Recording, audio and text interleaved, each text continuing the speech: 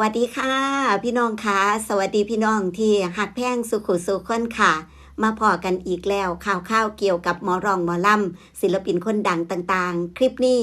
คุยถึงเรื่องน้องธิดาลาวแล้วก็ทางด้านของพ่อผู้ศิวิไลนี่ล่ะเนาะเกี่ยวกับศิลปินบ้านศิวิไลก่อนหน้านี้ที่บอกว่าเพจของเพิ่นถูกแฮกเกอร์นะคะแฮกเกอร์เข้ามาดูแลเข้ามาดูแลเพิ่นก็พยายามที่จะกู้ขึ้นมาว่าสันเถาะจนในที่สุดได้เพจกลับขึ้นมาแต่ในส่วนของระบบการชำระเงินยังคงต้องแก้ไขต่อไปอยู่ทุกอย่างก็ต้องใส่เวลานะคะพี่น้องซึ่งเฮาก็หวังว่าเพิ่นจะแก้ไขกับทาง Facebook แล้วก็ได้กลับขึ้นมาในเร็ววันซึ่งจากประเด็นมองนี้เฮ็ดให้มีกระแสออกมาว่าน้องธิดาลาวก็จนอยากเศร้าห้องเพลงประมาณนั้นนะคะคือแบบมีความเสียอกเสียใจจังสิเนาะโตของพ่อผู้เองเพิ่นก็เสียใจคือกันกับยอดเงินที่ว่าโดนแฮกเกอร์ใส่บัญชีเอาไปจังสิเนาะแต่บ่ทันแน่ใจนะคะพี่น้องว่าเอาไปได้หรือยังตกค้างอยู่ที่ระบบหลังบ้านของ Facebook นะมองนี่สาวน้ำเยินก็บ่ฮู้คือกันแต่ที่ฮู้ก็คือประมาณนี้ว่าถูกแฮกเกอร์แฮกเอาเพจประมาณนี้แต่เพิ่นเอากลับขึ้นมาได้แล้วหน้าเพจกลับขึ้นมาได้แล้วเพิ่นยังโพสต์เคลื่อนไหวทุกอย่างเป็นปกติแล้วเพียงแต่ว่าระบบการจ่ายเงินยังคงต้องรอยืนยันต้องติดต่อกับทาง Facebook กันอยู่จังซี่นะคะก็ให้กำลังใจกันต่อไปเนาะให้ได้กลับขึ้นมาในเร็ววันแต่ท่ามกลางความรู้สึกเสียใจมองนี่เนาะก็ปรากฏว่ามีพ่อแม่ FC แฟนคลับของน้องธิดาลาวของบ้านศิวิไลนี่ล่ะเพิ่นบอกว่าโทรทางไกลมาจากต่างประเทศซื้อหยังก็คะเห็นพ่อผู้ศิวิไลนี่เอิ้นว่าพี่ถาวรว่าสันแม่นบ่คะก็เอาเป็นว่าเป็น FC แฟนคลับของน้องธิดาลาวของบ้านศิวิไลแล้วกันเนาะเพิ่นโทรมาคุยนำว่าให้เศร้าพาลูกเต้าโศกเศร้าซะว่าซั่นเนาะคือชีวิตมันต้องเดินต่อไปมันต้องดำเนินต่อไปแม่นบ่พี่น้องคือทุกสิ่งทุกอย่างในสิ่งที่ต้องการเข้าใจว่ามีความตั้งใจที่จะเฮ็ดโน่นนั่นนี่จังซี่แม่นบ่คะเพิ่นว่าเนาะเอาเป็นว่าเดี๋ยว FC แฟนคลับนี่ล่ะพ่อแม่เนี่ยจะคอยซัพพอร์ตจะคุยกันแล้วก็จะดูแลในส่วนนี้ประมาณนั้นซึ่งเพิ่นบอกได้เลยว่าเพิ่นออกมาไล่แบบว่ากราบหัวใจพี่น้องผ่านออนไลน์เพิ่นว่าผมยืนอยู่ได้ด้วยเพราะมีอ้อมกอดของบุคคลเหล่านี้ว่าสั่นแน่นอนค่ะพี่น้องเรื่องของการซัพพอร์ตนี่ยิ่งใหญ่เหลือเกินนะคะเพราะฉะนั้นเมื่อเกิดเหตุการณ์ต่างๆเกิดขึ้นเนาะดีที่สุดตอนนี้ก็คือเดินหน้าพาลูกเต้าทำมาหากินต่อไปส่วนในส่วนอื่นๆเพิ่นก็ให้คลายความกังวลใจว่าเพิ่นจะคอยซัพพอร์ตเพิ่นจะดูแลในส่วนนี้เพิ่นจะคุยกันนะคะเพิ่นจะคุยกันเนาะซึ่งได้ยินแบบนี้ก็อบอุ่นใจแทนเพิ่นคือว่าพี่น้องบ่แม่นพี่บ่แม่นน้องบ่แม่นคนหูจักมักคุ้นมาก่อนแต่เป็นหยังฮักได้หลายปานนั้นคือว่านั่นล่ะเนาะฮักได้หลายปานนั้นหรือว่าเอ็นดูเมตตาได้หลายปานนั้นนะคะพี่น้องซึ่งมองนี้ก็เป็นเรื่องเล่าสิ่งดีๆที่เกิดขึ้นเนาะท่ามกลางวิกฤตมักจะมีสิ่งดีๆสอนอยู่เสมอนะคะพี่น้องแต่ว่ามื้อนี้ค่ะเพิ่นก็พาน้องธิดาลาวพาทีมงานเดินทางมาทางอำเภอพะนาจังหวัดอำนาจเจริญนะคะพี่น้องซึ่งมารวมงานเป็นงานเป็นพิธีเดี๋ยวนะเป็นพิธีทำบุญวันพ่อแห่งชาติเพิ่นว่าเนาะ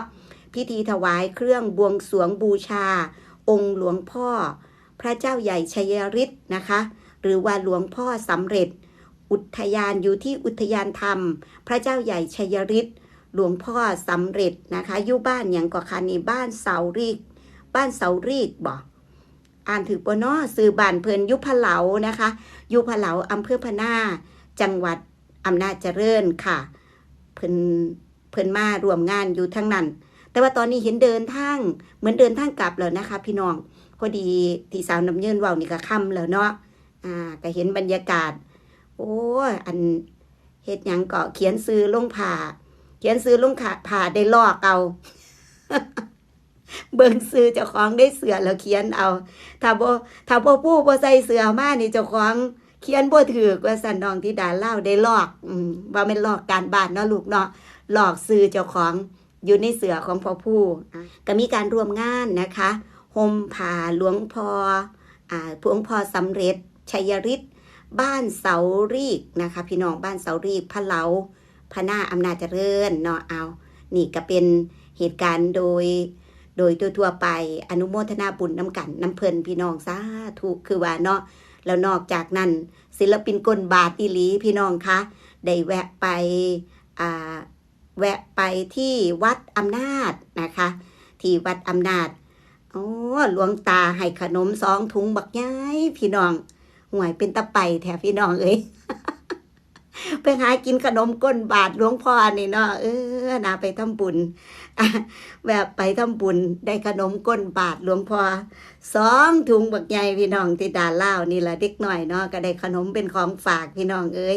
นี่เสร็จภารกิจของวันนี้แล้วเดินทางกลับมหาสารคามกันครับเพิ่นว่ามือแรงไล่สดมวนกันต่อว่าสั่นนะต้องเป็นแบบนี้แม่เนาะคืออยากจะเว้าผ่านมองนี้ไปยังสิในนามของอีกคนที่ให้กำลังใจสู่คนเนาะบอกว่าจะเจอวิกฤตยังก็ตามจังสิเนาะเดินหน้า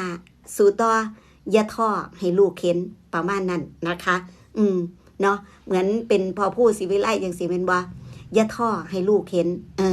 เดินหน้าพาลูกสู่ต่อประมาณนี้เป็นกำลังใจให้กันและสิ่งหนึ่งที่เห็นจากมองนี้ก็คือความหักความเอ็นดูความเมตตาสงสารพี่น้องของพ่อแม่FCนี่เนาะพี่น้องศิลปินหลายๆคนพี่น้องที่ประสบความสำเร็จอย่างเช่นอีหลาอุ้งอิงจังสี่อุ้งอิงเพชรบ้านแพงจังสี่มาจากแห้งหักแห้งเมตตาจากพ่อแม่FCแล้วก็การปฏิบัติโตของเพิ่นนะคะการปฏิบัติโตในเมื่อเป็นคนดียืนหยัดที่เป็นคนดีว่าซั่นเถาะความดีบ่เคยหล่นหายนะคะมีแต่คนหักคนเอ็นดูคนซัพพอร์ตน้องธิดาเล่าคือกันค่ะถ้าน้องเป็นคนดีถ้าน้องปฏิบัติโตนะคะให้พ่อแม่หักถึกเสื้อว่าทุกอย่างเนาะมื้อนี้อาจจะเป็นแค่จุดเริ่มต้นทดลองจิตใจบ่ทดลองจิตใจบ่ในการที่เจอเหตุการณ์บางสิ่งบางอย่างแบบนี้แต่ทุกอย่างมีทางแก้ไขอย่างน้อยๆตอนนี้เพจเพิ่นได้กลับขึ้นมาแล้วแม่นบ่คะเหลือแค่ระบบการชำระเงินก็คิดว่าบ่น่าสิมีปัญหา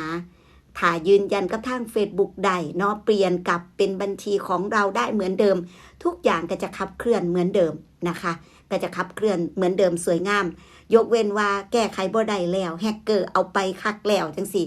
สิ่งที่แก้ไขได้สาวน้ำเย็นไปพิมพ์เลยนะว่าถ้าเกิดมันแก้ไขไม่ได้จริงๆแล้วสร้างเพจใหม่ขึ้นมาเลยเพราะว่า FC แฟนคลับเฮาจังได้ก็ตามไปบอกว่าจะเป็นเพจใดอีหยังจังใดแล้วเฮามีสื่อโซเชียลอยู่ในมืออยู่แล้วเนาะเพราะฉะนั้นจังได้พ่อแม่ FC เพิ่นก็บ่ทิ่มบ่ปาเพิ่นตามไปซัพพอร์ตแน่นอนแม่นบ่คะสาวน้ำเย็นเสื้อแบบนั้นนะแล้วก็ขอบคุณ